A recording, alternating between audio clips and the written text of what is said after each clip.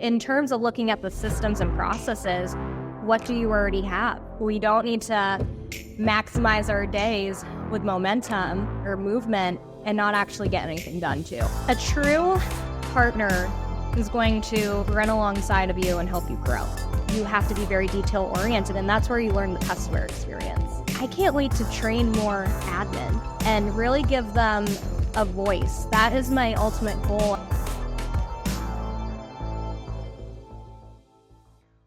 Welcome back, everybody, to another episode of the Reside Platform podcast.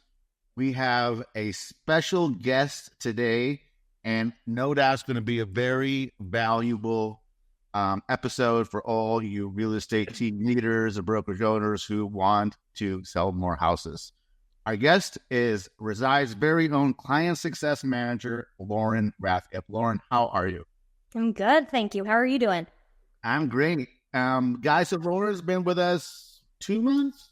Just about 2 months, came out to a bunch of events, traveled as much as I have this year, so way to go. Been out to a bunch of events, been very exciting to work with her, and all the teams have been seeing massive value. However, I just really wanted to get into actionable stuff that our audience can listen to and put into work right away. I love it.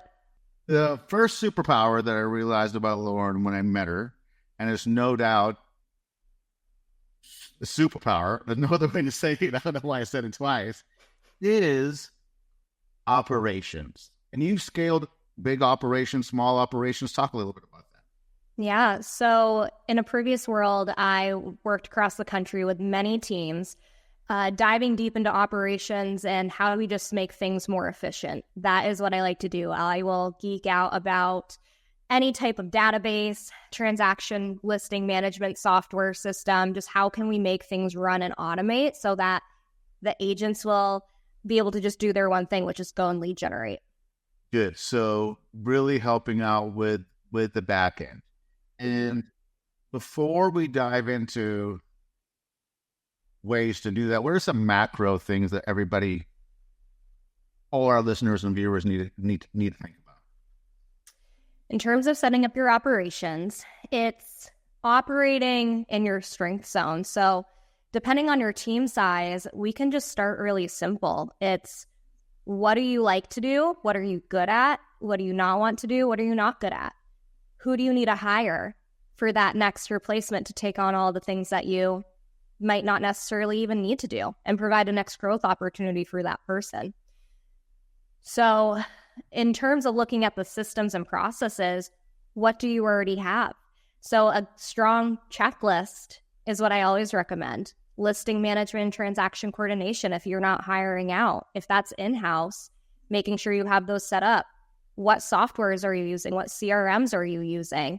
Getting really intentional about streamlining so we're not putting more work on yourself or the agent. I love your answer because I think you nailed a couple things. Like, first of all, most team leaders, definitely myself included, are top producing agents. I wasn't some stellar top producer when I was a solo agent.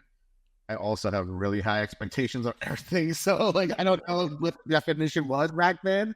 I was Master's Club. I mean, I don't know what that means anymore. In my MLS, but most new team leaders, small team leaders, are good at selling houses. And unfortunately, that doesn't mean you're good at management or delegation or any of these things, which I know we're going to talk about, right? So definitely, I've been saying that forever. Just because you can sell a lot of houses, and there's some talk about, well, you manage a client like you would manage an employee. I don't know. I think you're working for the client many times and trying not to let the deal explode if you're an agent like I was. Mm-hmm. Right? Just do whatever I can and make sure it closes and help the family because I needed the money. And then working with what you have too. real estate, independent contractor businesses in general, entrepreneurs in general. Mm-hmm. It's always shiny object syndrome, right? Take it from me. I have everything, two of some things, right? And many times, instead of fully learning what you have, people want to buy something else. Mm-hmm. Do you know what I'm saying? Is that what you realize too? Yeah. It's all about keeping things simple, not complex, and not recreating the wheel, because the basics work. Yes, always. Mm-hmm. You know, in the conversations that we have, many people have is, like, do I need a special CRM to recruit? I hear that all the time, and there is a market for those things. Mm-hmm. How about you just, like, I don't care, use a Google Sheet before you worry about a system. Yeah. Put the names and write a note at the end. Many of our viewers and listeners are at a bigger box brokerage. I have a small independent here in Northern California, but the Keller Williams, the EXPs, the LPTs, like, if you guys want to use your own CRM, like a follow-up boss, which I would recommend instead of your brokerage provided option, good. But use the free one that you're basically paying for to recruit out of. Mm-hmm. So I think the shiny object syndrome is real. When you can get a better understanding of your current software and systems and use it to the full extent before you even think about adding some other shit, much more decision. So good. Yeah. Well, it's also mastering the boredom of success, which is what we talk about a lot, and mastering your calendar in order to do that. We don't need to maximize our days with momentum or movement and not actually get anything done too. Yes. The calendar. I'm obsessed. Mm-hmm. Me too.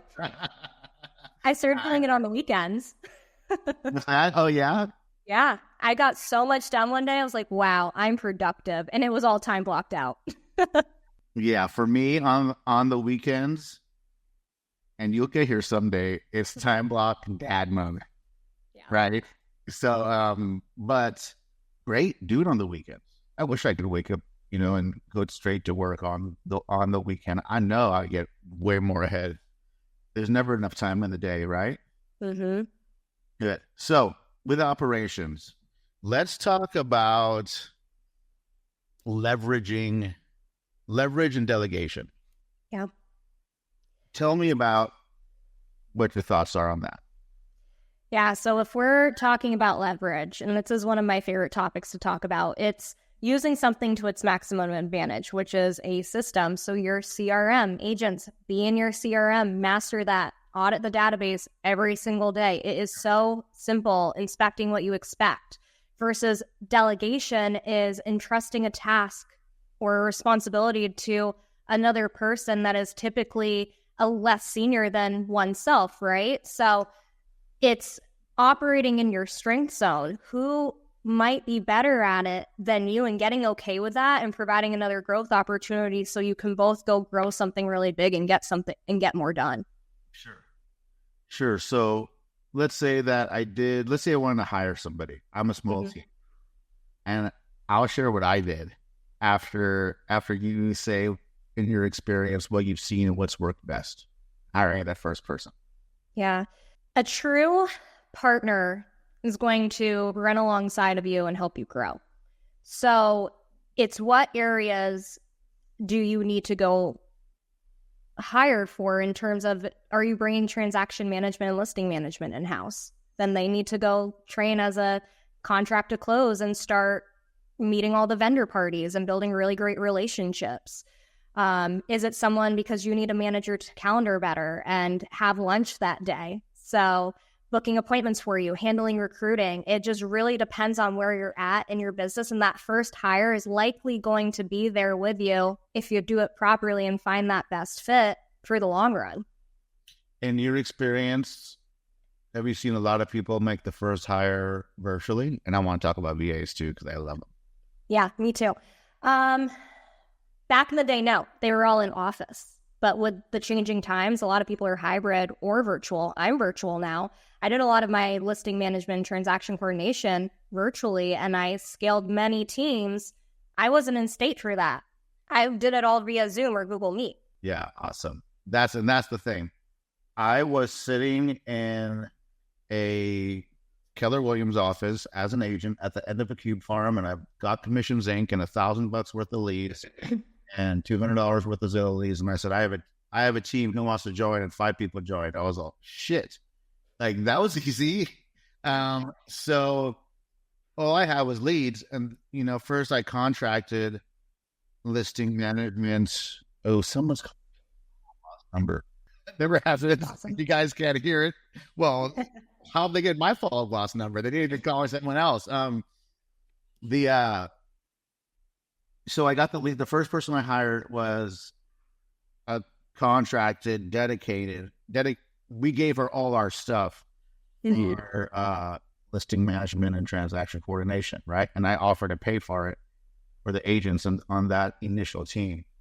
My next hire after that was a BA. Right. My next hire after that was a BA. My next hire after that was a BA. I had some good ones, had some poor ones. Then I ended up bringing on a full-time dude to be my admin and also do the TC and listing management. And that worked out great. That's around the same time that he ended up leaving over like some legal shit. Not like I fired him or he quit, but he got like arrested or something. I don't know. Maybe that's wrong. Something happened. I don't remember. But then I hired my next admin, who ended up hiring Joe, who's still with me. She did listing coordination. She did transaction management. She was the got-a-minute person because I wasn't comfortable with the contract. She helped me open up the brokerage from leaving another brokerage. So, and then that role kind of for me, it's been the office manager, has always been, operations, office manager, right? Like always been, for me, my superpower is not answering questions about the contract, but that's very important for real estate offices. Yep. I don't pretend to be good at that. And it's something we love to do. Yeah. The admin likes to do usually what you don't like to do. You guys want to hit the phones, show some houses, go sell some real estate.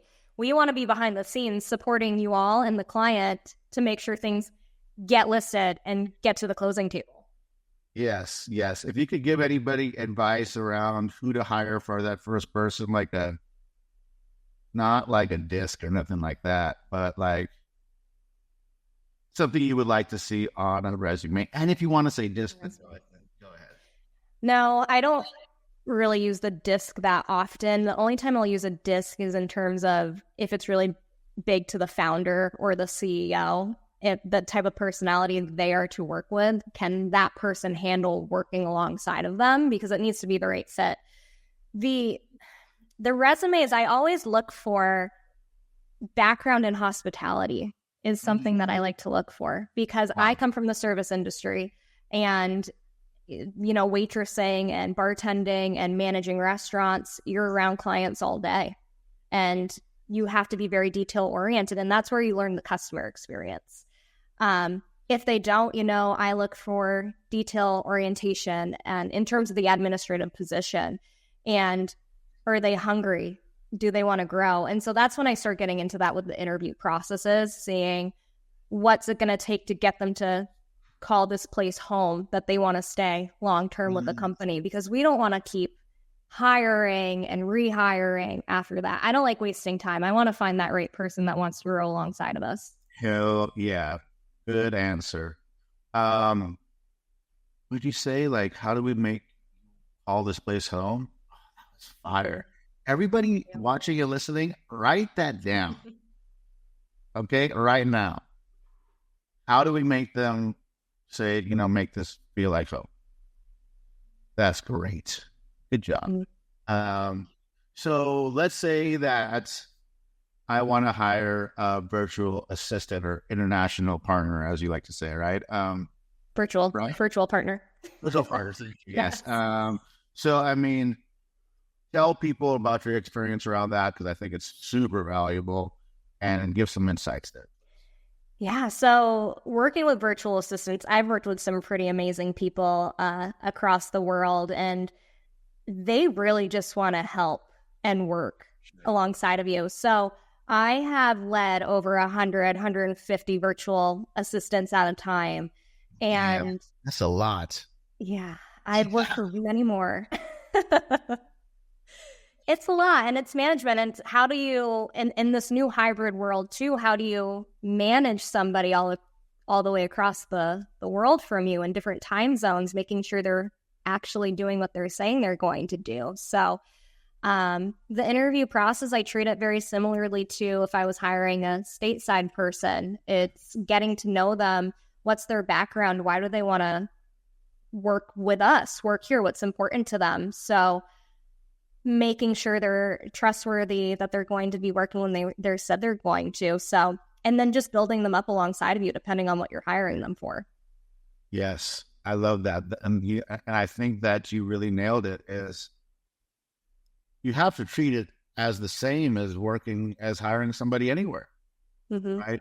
One of my buddies, when he hired virtual partners, he'd hire them in Canada. Hire them in the Ukraine, right? Hire them in South America. Like, it's international. There's a savings. You're still providing a quality of life, but it's still on the individual and not on the group. So don't, start to segregate groups after one bad experience, because I did, right? Like, don't start to make a judgment, because I assure you the judgment can be, confirmed no matter where you hire somebody. Always, right? So, yeah.